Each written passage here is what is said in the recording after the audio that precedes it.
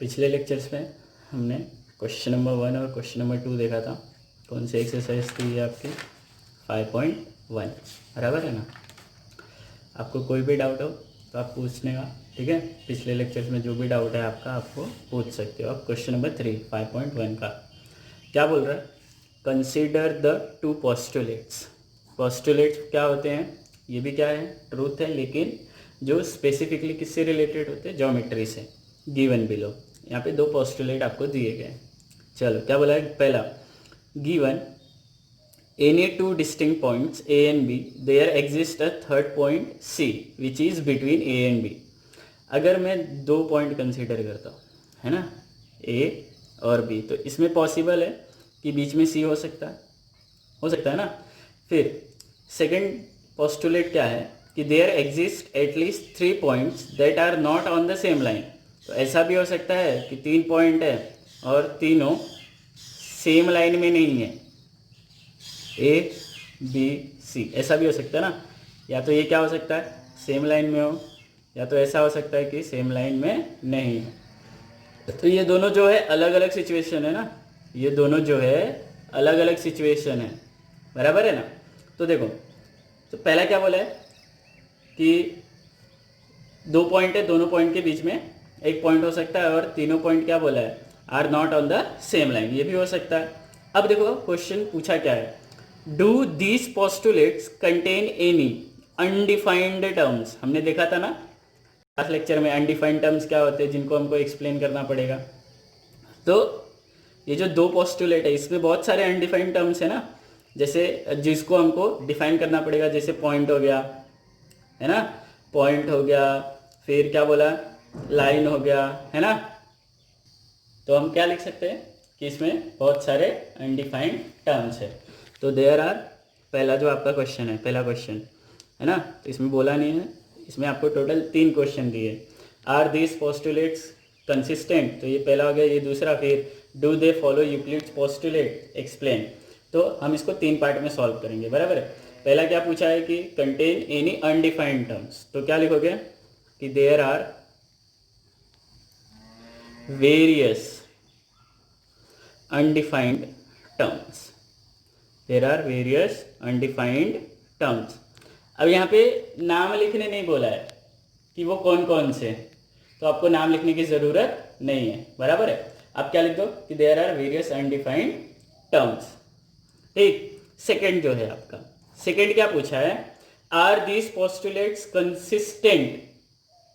अब ये दोनों पोस्टुलेट जो है वो कंसिस्टेंट है या नहीं। अब कंसिस्टेंट है या नहीं इसका मतलब क्या होता है कि जैसे दो अलग अलग सिचुएशन एक्सप्लेन कर रहे हैं दोनों स्टेटमेंट, जो दोनों सेंटेंस और स्टेटमेंट हमको दिया है वो दोनों दो अलग अलग सिचुएशन को एक्सप्लेन कर रहे हैं। तो देखो यहाँ पे क्या बोला है कि या तो वो बीच में हो सकता है, या तो वो बीच में नहीं हो सकता, या कहीं भी हो सकते हैं। तो ये दोनों जो स्टेटमेंट है ये दोनों अलग अलग स्टेटमेंट है, इसलिए ये क्या होएगा, कंसिस्टेंट होएगा, बराबर है ना। अगर ये दोनों एक दूसरे को कॉन्ट्राडिक्ट करते हैं, मतलब ये सही है और ये इसको बोल रहा है कि नहीं ये गलत है, ऐसा हो ही नहीं सकता, है ना, कि ऐसा हो ही नहीं सकता, तो ये कंसिस्टेंट नहीं होते, बराबर है, इनकंसिस्टेंट होते। तो अब हमको क्या बताना है, यस यस, क्या बोलोगे, these postulates are, these postulates are consistent. क्या लिखोगे, these postulates are consistent because they are representing two different situations, है ना, क्या, they are representing two different situation. अगर ऐसा होता कि ये इसको गलत बोल रहा है, पहला वाला पहले वाले को दूसरा वाला गलत बोल रहा है, तो ये कंसिस्टेंट नहीं होते, क्योंकि वो एक दूसरे को क्या कर रहे होते, तब कॉन्ट्राडिक्ट कर रहे हैं। लेकिन यहाँ पे ये कॉन्ट्राडिक्ट नहीं कर रहे, इसलिए ये क्या होंगे, कंसिस्टेंट होंगे, बराबर है। थर्ड पार्ट, चलो, do they follow from Euclid's postulate. क्या आपको ऐसा कोई पोस्टुलेट दिखा है, आपको ऐसा कोई पोस्टुलेट दिखा है? नहीं, ऐसा कोई पोस्टुलेट हमको नहीं दिखा है, ऐसा हमको ये एक्सियोम दिखा था। तो they do not follow Euclid's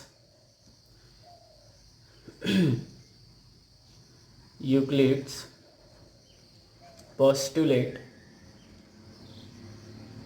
they follow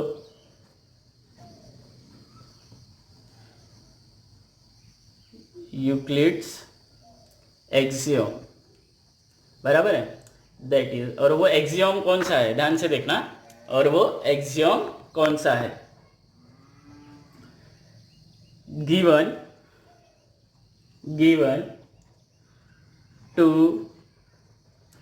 distinct points, given two distinct points, there is a unique line that passes through them, है ना। ये पॉइंट से रिलेटेड, हमारे पास कोई पोस्टुलेट नहीं था ऐसा, तो वो किससे रिलेटेड है? आपका एक्सियोम से रिलेटेड है। किससे रिलेटेड है? एक्सियोम से। तो ये क्वेश्चन को थोड़ा ध्यान से एक दो बार सॉल्व करना, बराबर है, तो आपको अच्छे से समझ में आ जाएगा। क्वेश्चन नंबर 4 क्या बोला है? If a point C lies between two point such that A C is equal to B C. Point C दो पॉइंट्स के बीच में लाया करता है, बराबर है। Then prove that A C is equal to half of A B. तो यहाँ पे हमको क्या करना है? प्रूफ करना है। Explain by drawing the figure. जैसे ए बी, बीच में कौन है यहाँ पे? सी। और आपका ए सी किसके इक्वल है? बी सी के इक्वल है। ए सी किसके इक्वल है? बी सी के इक्वल है। तो हमको प्रूफ करना है कि A C is equal to half of A B. तो ये जो ए सी है ये ए बी का आधा है, बराबर है। तो देखो क्या गिवन क्या है, जब भी हमको ऐसा बोलेगा ना टू प्रूव, है ना, प्रूव दैट, शो दैट, जब भी ऐसा बोलेगा तो नॉर्मली जो प्रूफ होता है ना वो हम कितने पार्ट में लिखते हैं? 4 पार्ट में। कितने पार्ट में? 4 पार्ट में। तो जो पहला पार्ट होता है वो आपका गिवन होता है। तो यहाँ पे गिवन क्या है कि A C is equal to क्या है? B C. A C is equal to क्या है? B C. फिर आता है आपका टू प्रूव। क्या आता है? To prove. क्या ये गिवन में मतलब क्वेश्चन ने हमको क्या दिया है, और टू प्रूव मतलब क्वेश्चन ने हमसे मांगा क्या है। क्वेश्चन ने हमसे क्या मांगा है कि हमको क्या प्रूफ करना है? A C is equal to half of A B, है ना। ये क्या हो जाएगा कि क्वेश्चन ने हमसे क्या मांगा है। इसके बाद जो थर्ड पार्ट आता है ना वो ऑप्शनल होता है, क्योंकि उसमें क्या आता है? कंस्ट्रक्शन आता है। अगर कंस्ट्रक्शन है तो बताने का, नहीं है तो नहीं बताने का। तो इसमें कंस्ट्रक्शन नहीं है, तो जो नेक्स्ट आएगा वो आपका डायरेक्ट क्या आ जाएगा? प्रूफ। नेक्स्ट जो आएगा वो आपका डायरेक्ट क्या आ जाएगा? प्रूफ, बराबर यहां तक। अब ध्यान से देखो गिवन क्या है ना। Given A C is equal to B C, ये इंफॉर्मेशन आपको गिवन है, बराबर है। अब यहाँ पे जो प्रूफ है ना, इसमें आप जो स्टेटमेंट लिख रहे हैं या जो आप एक्टिविटीज परफॉर्म कर रहे हैं उस क्या रीजन है उसका, वो लिखना भी आपको जरूरी होता है। अगर आप यहाँ पे रीजन नहीं लिखते हो ना तो भी आपका मार्क्स कट होता है।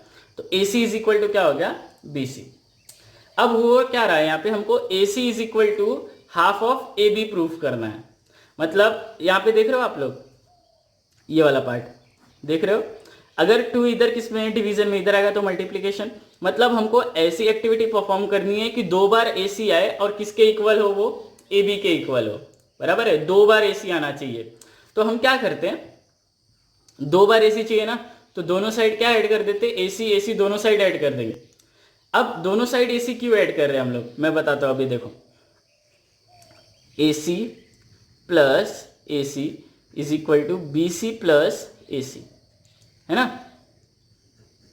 आपको पता है हमने एक एक्सियोम पढ़ा था, equals added to equals wholes are equal. अगर हम इक्वल में इक्वल ऐड करते हैं तो जो हमको मिलता है वो भी क्या होएगा? इक्वल ही होएगा। तो अब ये दोनों पहले से इक्वल था, AC और BC पहले से इक्वल था, हमने दोनों में क्या ऐड किया, AC ही ऐड किया ना, AC इक्वल ही है, तो इक्वल्स हेडेड टू इक्वल्स, तो जो हमको मिलेगा वो क्या हो जाएगा, इक्वल। अब यहाँ पे ध्यान दो, AC प्लस AC, 2 बार AC है ना, कितना AC हो जाएगा, 2AC इज इक्वल टू, अब यहाँ पे BC प्लस AC, क्या आया यहाँ पे, BC प्लस AC, अब यहाँ पे ध्यान देना, 2AC इज इक्वल टू, अब ध्यान दो यहाँ पे BC plus AC, BC plus AC, अगर मैं इन दोनों को ऐड कर दूं तो मुझे क्या मिलेगा, AB मिलेगा ना, पूरा पूरा क्या मिलेगा, AB। अब यहाँ पे क्या रीजन लिखोगे आप, अब देखो ये BC और AC क्या कर रहे हैं, AB को कोइंसाइड कर रहे हैं ना, है ना, BC और AC AB को क्या कर रहे हैं, कोइंसाइड कर रहे हैं, तो यहाँ पे आप क्या रीजन लिख सकते हो, things which coincide one another are equal to one another, things which coincide one another are equal to one another, हमने एक्सियम पढ़ा था, ये याद है आपको, है ना, तो things which coincide one another are equal to one another, मतलब BC और AC ये दोनों भी क्या कर रहे हैं, AB को कोइंसाइड कर रहे हैं ना, और AB तो AB यही है, तो हम BC और AC की जगह क्या रख सकते हैं, AB रख सकते हैं, बराबर है। तो हमको क्या मिला, 2AC is equal to AB। अब ये जो 2 है, ये जो 2 है यहाँ पे, ये किस में है, मल्टीप्लीकेशन, इधर आएगा तो क्या हो जाएगा, डिवीजन, मतलब AC is equal to half of AB, AC is equal to half of AB, ये क्या हो गया आपका, हेंस प्रूव्ड, हेंस प्रूव्ड, समझ में आया, AC is equal to half of AB। जब भी प्रूफ आया, कोई भी क्वेश्चन में आपको प्रूफ करना हो तो आपको पहले क्या लिखना है, गिवन फिर टू प्रूफ, क्वेश्चन ने हमको दिया वो गिवन, क्वेश्चन ने हमसे मांगा वो टू प्रूफ, उसके बाद अगर कुछ कंस्ट्रक्शन है तो वो लिखने का, अगर कंस्ट्रक्शन नहीं है तो आप क्या कर सकते हो, डायरेक्ट क्या लिखोगे, प्रूफ। और जब भी आप प्रूफ करोगे तो उसमें जो भी स्टेटमेंट या जो भी एक्टिविटी आप परफॉर्म कर रहे हो तो उससे रिलेटेड आपको क्या लिखना है, रीजन लिखना है, समझ में आया, समझा, क्वेश्चन नंबर 4 समझा। चलो क्वेश्चन नंबर 5 क्या बोला, in the above question point C is called a mid point, in the above question point C is called mid point, मतलब AB था हमारे पास, C क्या था उसका, मिड पॉइंट था, मतलब AC और BC क्या थे, दोनों इक्वल थे, इसलिए C क्या बन गया आपका, मिड पॉइंट, बराबर है ना। फिर prove that every line segment has one and only one mid point, हमको ऐसा प्रूफ करना है कि कोई भी लाइन में ड्रॉ करूं, कोई भी लाइन में ड्रॉ करूं लाइन सेगमेंट, तो जो भी उसका मिड पॉइंट होएगा वो मिड पॉइंट एक ही होएगा, किसी भी लाइन सेगमेंट में 2 मिड पॉइंट नहीं हो सकती, ये हमको क्या करना है, प्रूफ करना है, किसी भी लाइन सेगमेंट में 2 मिड पॉइंट नहीं हो सकते, हमको ये क्या करना है, प्रूफ करना है। तो वापस से प्रूफ करना है, क्या आएगा, गिवन, क्या आएगा, गिवन, है ना, क्या आएगा, गिवन। तो गिवन मतलब AC इज इक्वल टू क्या आ गया, AC इज इक्वल टू क्या आ गया, BC ना, AC इज इक्वल टू क्या आएगा, BC। क्यों भाई, क्योंकि लास्ट क्वेश्चन बोला है ना, तो लास्ट क्वेश्चन में हमको क्या दिया था कि AC किसके इक्वल है, BC के, कि मतलब ये जो C है ये आपका क्या है, मिड पॉइंट है, ये जो C है ये आपका क्या है, मिड पॉइंट है, ये इसमें भी बोला है। फिर टू प्रूफ, अब टू प्रूफ में क्या बोला है कि line segment, every line segment, यही आपको लिखना है, every line segment has one and only one mid point, जितने भी लाइन सेगमेंट हैं, जितने भी लाइन सेगमेंट हैं उनका सबका सिर्फ एक ही मिड पॉइंट होएगा, ये हमको क्या करना है, प्रूफ करना है, बराबर है। तो ये जो प्रूफ है ना ये थोड़ा हटके है, तो इसमें है ना एक छोटा सा कंस्ट्रक्शन आएगा, एक छोटा सा कंस्ट्रक्शन आएगा। तो वो कंस्ट्रक्शन में हमको क्या करना पता है, हम ना एज्यूम करेंगे कि एक और पॉइंट है, एक और पॉइंट है जो कि क्या है, एक और पॉइंट है जो कि क्या है, ए बी का मिड पॉइंट है, बराबर है ना। हमको बोला है कि जो सी है वो मिड पॉइंट है और हमको ये प्रूफ करना है कि एक ही मिड पॉइंट होता है। तो हम क्या करेंगे, हम एक और मिड पॉइंट कंसीडर कर लेंगे। तो let us assume that point D is also a mid point of A B. तो हमको क्या कंसीडर करना है कि पॉइंट डी जो है वो किसका मिड पॉइंट है, ए बी का मिड पॉइंट है। यहां तक समझ में आया। तो इसका मतलब क्या होएगा कि A D is equal to क्या होएगा, डी बी ना। A D is equal to क्या हो जाएगा, डी बी, क्योंकि अगर मिड पॉइंट है तो ये और ये इक्वल होएगा, और सी मिड पॉइंट है तो ए सी और क्या इक्वल होएगा, बी सी, बराबर है। अब नेक्स्ट जो पार्ट आएगा वो आपका क्या आएगा, प्रूफ, है ना। नेक्स्ट पार्ट क्या आएगा आपका, प्रूफ। अब देखो ध्यान से देखना। चल, तो सबसे पहले हमको क्या गिवन था, A C is equal to B C. A C is equal to क्या गिवन था, बी सी। ये इंफॉर्मेशन गिवन है, बराबर है। अब हम क्या करेंगे, हमने लास्ट क्वेश्चन में जो एक्टिविटी परफॉर्म की ना, सेम वैसे ही क्या करेंगे, हम दोनों साइड क्या ऐड करेंगे, ए सी और ए सी। चलो, तो A C plus A C is equal to B C plus A C, है ना, is equal to B C plus A C. Reason क्या आएगा बोलो, equals added to equals, wholes are equals, equal added to equal, wholes are equal. तो जब हम equal में क्या ऐड करेंगे, इक्वल, तो जो भी मिलेगा हमको वो क्या होएगा, इक्वल। तो ए सी प्लस ए सी, कितना ए सी हो गया बोलो, 2ac is equal to B C plus A C, तो बी सी प्लस ए सी क्या हो जाएगा, आपको क्या मिलेगा बोलो, ए बी। क्या मिलेगा, ए बी। तो इसका रीजन क्या आएगा, things which coincide, things which coincide one another are equal to one another, है ना, are equal to one another, बराबर।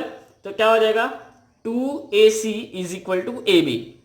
तो ac इज इक्वल टू क्या हो गया, half of A B. ac is equal to क्या हो गया, हाफ ऑफ ए बी। इसको ले लो इक्वेशन 1। यहां तक समझ में आया। अब ऐसे ही हमको क्या प्रूफ करना पता है कि AD is equal to half of A B, AD is equal to half of A B, ऐसा हमको प्रूफ करना है। तो अब हमको कंस्ट्रक्शन में क्या दिया है, AD is equal to D B. Construction में क्या बोला है, AD is equal to D B. ये कहां से मिला आपको, कंस्ट्रक्शन से, है ना। हमने क्या किया, ये एज्यूम किया है ना, तो ये किस में आ जाएगा, कंस्ट्रक्शन में। अब हम क्या करेंगे, हमको क्या चाहिए, 2 टाइम्स AD चाहिए ना, तो इस बार हम दोनों साइड क्या ऐड करेंगे, AD। तो AD plus AD is equal to DB plus AD। इसका भी रीजन क्या आएगा बताओ, equals added to equals, equals added to equals, wholes are equal, wholes are equal, बराबर है। यहां तक equals added to equals, wholes are equal, यहां तक समझ में आया। अब देखो AD प्लस AD क्या हो गया, 2AD, और DB plus AD, DB plus AD, वापस से आपको क्या मिलेगा, AB ना। तो इसका रीजन क्या आएगा, things which coincide, things which coincide one another are equal to one another, things which coincide one another are equal to one another। मतलब यहाँ पे क्या मिला आपको, 2AD is equal to AB। तो AD इज इक्वल टू क्या होगा बोलो, हाफ ऑफ AB। AD भी क्या मिला आपको, किसका आधा मिला, AB का आधा मिला, है ना।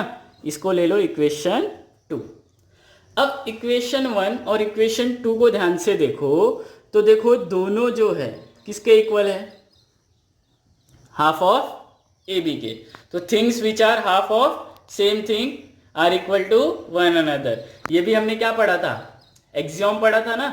तो from equation 1 and 2 A C is equal to क्या हो गया, A C is equal to A D, है ना। A C is equal to क्या हो गया, ए डी। ये कहां से मिला, from equation 1 and 2 A C is equal to A D. तो इसको भी, इसका रीजन हम क्या लिख सकते हैं, things which are halves of same thing are equal to one another, are equal to one another, बराबर है ना। तो AC और AD दोनों इक्वल है। अब डायग्राम देखो, AC और AD हमने इसको क्या प्रूफ किया, दोनों को इक्वल प्रूफ किया। अब डायग्राम देखो, AC इतना है, AD इतना है। क्या ये पॉसिबल है कि AC और AD दोनों इक्वल हो जाए, नहीं पॉसिबल है ना। ये कब पॉसिबल होएगा आपको पता है, कि जब AC और मतलब ये जो C है और ये जो D पॉइंट है दोनों एक ही पॉइंट पे हो। ये D भी है, ये C भी है, ये दोनों किस पे हो, एक ही पॉइंट पे हो, तो ही ये पॉसिबल होएगा कि ये जो आपका AC और AD इक्वल है। ध्यान से देखो, तो इसको हमको लिखना कैसा है, AC is equal to AD is possible, AC is equal to AD is possible only when point D and C coincide each other, coincide each other। ये कब पॉसिबल होएगा, जब ये दोनों पॉइंट एक ही पॉइंट पे होंगे, मतलब C और D दोनों एक ही पॉइंट पे आएंगे, तो ही ये पॉसिबल होएगा कि AD किसके इक्वल होएगा, AC के इक्वल होएगा, बराबर है ना। तो इसलिए हम क्या बोलेंगे कि देयरफॉर, अब हमको ये समझ में आ गया ना कि ये जो लाइन सेगमेंट है इसका सिर्फ और सिर्फ एक ही क्या हो सकता है, मिड पॉइंट हो सकता है। तो therefore every line segment, therefore every line segment has one and only one midpoint, therefore every line segment has one and only one midpoint। समझ में आया। चलो क्वेश्चन नंबर 6 क्या बोल रहा है, देखो question, in the following figure if AC is equal to BD, ये अपने को गिवन है तो ये गिवन हो जाएगा। Then prove that AB is equal to CD। चलो तो गिवन क्या बोला है कि AC किसके इक्वल है, AC is equal to BD। ये जो आपका AC है ये किसके इक्वल है, BD के इक्वल है ना। तो देखो, देख रहे हो आप लोग, दोनों में क्या कॉमन है, दोनों में AC और BD में क्या कॉमन है, BC कॉमन है ना। दोनों पार्ट में आ रहा है ना BC, AC और BD दोनों में क्या आ रहा है, BC। और हमको क्या प्रूफ करना है, AB is equal to CD। To prove AB is equal to CD, AB is equal to CD proof करना है। तो अगर हम क्या करते हैं, AC में से, है ना, AC में से BC और BD में से BC माइनस कर दे, तो हमको AB और BD क्या मिल जाएंगे, इक्वल, बराबर है ना। तो गिवन हो गया, टू प्रूव हो गया। यहाँ पे कुछ कंस्ट्रक्शन नहीं करना, तो डायरेक्ट क्या आएगा, प्रूफ। तो देखो कैसे, गिवन क्या है, AC is equal to BD, ये इंफॉर्मेशन गिवन है, बराबर है ना।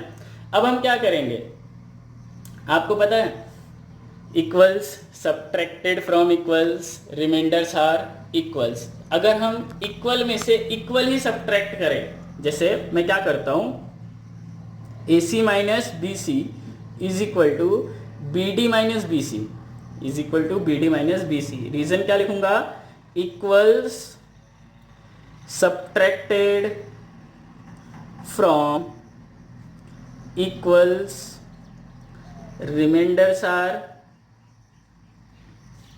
Equal. Equals subtracted from equals remainders are equal, बराबर है। अब देखो AC में से ये AC यहाँ तक है, इसमें से मैंने इतना पोर्शन माइनस कर दिया, इतना पोर्शन है ना, BC माइनस कर दिया, तो क्या बचा मेरे पास, AB बचा। AB इज इक्वल टू, फिर BD है आपका, उसमें से भी मैंने BC माइनस कर दिया, तो क्या बचा आपके पास, CD is equal to CD। Hence proved, क्या आ गया, हेंस प्रूव्ड। इजी था। चल क्वेश्चन नंबर लास्ट, ये एक्सरसाइज का क्या बोल रहा है, वाई इज एक्सियम 5, एक्सियम 5 क्या था, whole is greater than part.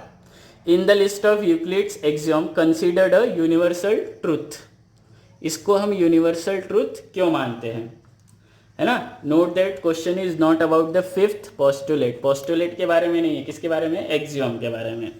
तो फिफ्थ पोस्टुलेट, फिफ्थ एक्सियम